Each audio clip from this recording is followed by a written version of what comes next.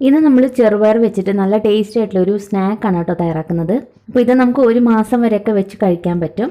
അപ്പോൾ അതിന് വേണ്ടിയിട്ട് കുറച്ച് ചെറുപയർ എടുത്തിട്ടുണ്ട്. ചെറുപയറിന് ഇപ്പോൾ പ്രത്യേകിച്ച് കണക്കൊന്നുമില്ല, നമുക്ക് എത്രയാണ് വേണ്ടത് എത്ര എടുക്കാം. ആദ്യം തന്നെ ഇത് കഴുകിയതിന് ശേഷം വെള്ളം കൂടി ഒഴിച്ച് ഒരു 6 മുതൽ 8 മണിക്കൂറെങ്കിലും കുതിരാൻ വെക്കണം. നമ്മൾ കൈവച്ച് ചെറുപയർ ഇങ്ങനെ പ്രസ് ചെയ്യുമ്പോൾ അത് ഉടഞ്ഞു കിട്ടണം, ആ ഒരു അത്രയും സോഫ്റ്റ് ആയിരിക്കണം. അപ്പോൾ ഒരു 6 മുതൽ 8 മണിക്കൂർ വെച്ചാൽ മതി. ഇനി ഇതിൻ്റെ വെള്ളം മുഴുവനും മാറ്റിയതിന് ശേഷം നമുക്ക് സ്ട്രെയിനറിലേക്ക് മാറ്റാം. ഒട്ടും തന്നെ വെള്ളം ഉണ്ടാകാൻ പാടില്ല. ഒരു 5 മിനിറ്റ് ഇങ്ങനെ തന്നെ വെക്കാം. ഇതുപോലെ വെച്ചതിന് ശേഷം ഒരു തുണി വിരിച്ചതിന് ശേഷം ഇതിലേക്ക് ഈ ചെറുപയർ ഇട്ട് നമുക്ക് ഇതിലുള്ള കുറച്ച് ഈർപ്പമുണ്ടല്ലോ അതും കൂടി മാറ്റിയെടുക്കണം. ഒട്ടും തന്നെ ഈർപ്പം ഉണ്ടാകാൻ പാടില്ല.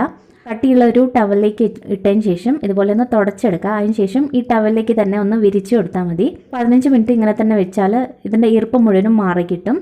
ഒന്നെങ്കിൽ ഫാൻ്റെ അടിയിലൊന്നും വെക്കേണ്ട ആവശ്യമില്ല കേട്ടോ, അല്ലാതെ തന്നെ ഇത് പെട്ടെന്ന് തന്നെ ഉണങ്ങി കിട്ടും. നന്നായിട്ട് ഒട്ടും തന്നെ വെള്ളത്തിൻ്റെ അംശം ഉണ്ടാകാൻ പാടില്ല, നല്ല ഡ്രൈ ആയിരിക്കണം. അതുവരെ ഇതിങ്ങനെ തന്നെ വെക്കുക. ഇതിപ്പോൾ നന്നായിട്ട് തന്നെ ഡ്രൈ ആക്കി എടുത്തിട്ടുണ്ട്. ഒട്ടും തന്നെ ഈർപ്പം ഉണ്ടാകാൻ പാടില്ല, അത് പ്രത്യേകം ശ്രദ്ധിക്കണം. ഇനി നമുക്കിത് ഉണ്ടാക്കിയെടുക്കാം. അപ്പോൾ ഉണ്ടാക്കാൻ വേണ്ടിയിട്ട് എണ്ണ പോലെ ചൂടായതിന് ശേഷം നമുക്ക് ഇതിലേക്ക് നമ്മൾ എടുത്ത് വെച്ചിരിക്കുന്ന ചെറുപയർ കുറേശ്ശായിട്ട് ഇട്ട് കൊടുക്കാം. അപ്പോൾ നമ്മൾ ഇടുന്ന സമയത്ത് കുറച്ചൊന്ന് തീ കുറച്ച് വയ്ക്കുക, ഒരു മീഡിയം ഫ്ലെയിമിൽ വയ്ക്കുക. ഇതിങ്ങനെ തന്നെ പതഞ്ഞിരിക്കും. പതയൊക്കെ മാറി നല്ല എണ്ണ നല്ല ക്ലിയർ ആവുന്നത് വരെ നമ്മളിത് ഫ്രൈ ചെയ്തെടുക്കണം. ഒരു 3-4 മിനിറ്റിന് ശേഷം വീണ്ടും നമ്മൾ തീ കൂട്ടി വെക്കണം. ചെറുപയർ നന്നായിട്ട് തന്നെ മൊരിഞ്ഞ് കിട്ടും. ചെറുതായിട്ടൊന്ന് പൊട്ടും കേട്ടോ, അതായത് ഒരുപാടൊന്നും പൊട്ടില്ല, ഇടയ്ക്കൊന്ന് പൊട്ടും. അപ്പോൾ ഒരുപാട് അടുത്ത് നിൽക്കേണ്ട, കുറച്ച് സൈഡിൽ മാറി നിന്നിട്ട് ചെയ്താൽ മതി. ഇടയ്ക്കിടയ്ക്ക് ഇങ്ങനെ ഇളക്കി കൊടുക്കേണ്ട ആവശ്യമൊന്നുമില്ല. ആദ്യം നമ്മൾ ഇട്ട പാടെ ഒന്ന് ഇളക്കി കൊടുത്താൽ മതിയാവും. എണ്ണയിൽ നിന്ന് പതയൊക്കെ കുറേശ്ശായിട്ട് മാറി വന്നിട്ടുണ്ട്. ഈ ഒരു പരുവാകുമ്പോൾ നമുക്ക് എടുക്കാവുന്നതാണ്. ഒട്ടും തന്നെ പതയൊന്നുമില്ല. അതുപോലെ ചെറുപയറിൻ്റെ കളറും അത്യാവശ്യം ഒന്ന് മാറി തുടങ്ങുന്നുണ്ട്. ഈ സമയത്ത് തന്നെ എടുക്കുക, ഒരുപാട് കളറ് മാറാൻ നിൽക്കണ്ട.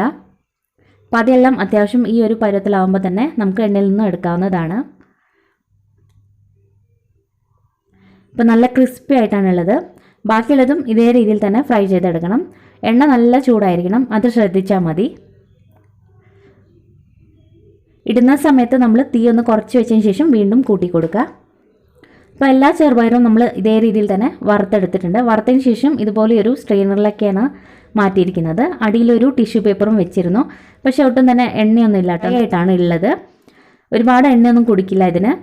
പയറിൻ്റെ മുകളിൽ ഒരു ഗ്ലേസ് പോലെ കാണാം, അത് എണ്ണയുടെ ഒരു ഗ്ലേസാണ്. അപ്പോൾ ഈ ടിഷ്യൂ പേപ്പർ ഒന്ന് കാണിച്ചു തരാം, അപ്പോൾ നിങ്ങൾക്കത് മനസ്സിലാവും. കണ്ടില്ല, ഒരുപാട് എണ്ണയൊന്നുമില്ല, ചെറുതായിട്ടൊരു എണ്ണയുടെ ഒരു കോട്ടിങ് മാത്രമേ ഉള്ളൂ. ഇതുപോലെ ടിഷ്യൂ പേപ്പർ വെച്ച് വീണ്ടും എല്ലാം ഒന്ന് പ്രസ് ചെയ്ത് കൊടുത്താൽ ആ എക്സ്ട്രാ എണ്ണയും കൂടി നമുക്ക് വിട്ട് കിട്ടും.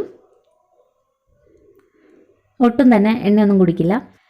ഇനി നമ്മളിതിലേക്ക് കുറച്ച് സ്പൈസസ് ചേർക്കണം. ആദ്യം തന്നെ ഇതിലേക്ക് ആവശ്യത്തിനുള്ള ഉപ്പ് ചേർക്കാം. ഉപ്പ് ആദ്യം നമ്മൾ കുറച്ച് ചേർത്താൽ മതി, പിന്നീട് വേണമെങ്കിൽ നോക്കി ചേർക്കാവുന്നതാണ്. പിന്നെ ഒരു 1/4 ടീസ്പൂൺ കുരുമുളക് പൊടി ചേർക്കുന്നുണ്ട്. അപ്പോൾ ഈ കാണിക്കുന്ന പൊടികളൊക്കെ നിങ്ങളുടെ എരിവിനനുസരിച്ച് ചേർത്താൽ മതി കേട്ടോ. ഇനി ഇതിലേക്ക് ഒരു 1/2 ടീസ്പൂൺ മുളക് പൊടി കൂടി ചേർക്കുന്നുണ്ട്. അപ്പോൾ ഈ ഒരു അളവിന് ഇത്രയാണ് ചേർക്കുന്നത്. പിന്നെ ഒരു 1/4 ടീസ്പൂൺ കായപ്പൊടി കൂടി ചേർക്കുന്നുണ്ട്, അതായത് പെരുങ്കായപ്പൊടി. പിന്നെ നമുക്ക് വേണമെങ്കിൽ ഇതിലേക്ക് കുറച്ച് കരിവേപ്പിലയും ഒന്ന് എണ്ണയിലിട്ട് ഫ്രൈ ചെയ്ത് ചേർക്കാവുന്നതാണ്. ഞാനിപ്പോൾ ചേർക്കുന്നില്ല. ഇനി ഇത് ഇത്രയും കൂടി നന്നായിട്ടൊന്ന് ഇളക്കി യോജിപ്പിച്ചെടുക്കുക. അപ്പോൾ നമ്മൾ ആദ്യം ചേർക്കുമ്പോൾ എല്ലാം കുറേശ്ശെ ചേർത്താൽ മതി. പിന്നീട് ടേസ്റ്റ് നോക്കിയിട്ട് വേണമെങ്കിൽ കുറച്ചും കൂടി മുളക് പൊടിയോ അതുപോലെ തന്നെ കുരുമുളക് പൊടിയൊക്കെ ചേർക്കാം. അപ്പോൾ ഇത്രയുള്ളൂ നമ്മുടെ ചെറുപയർ കൊണ്ടുള്ള സ്നാക്ക് ഇവിടെ റെഡി ആയിട്ടുണ്ട്. നല്ല ടേസ്റ്റിയാണ് ഇത് കഴിക്കാനായിട്ട്. അപ്പോൾ നമ്മൾ ഒരു മാസം വരെയൊക്കെ വെച്ച് കഴിക്കാം. ഇതൊരു ബോട്ടിലിട്ട് വെച്ചാൽ മതി, കേടൊന്നും പിടിക്കില്ല.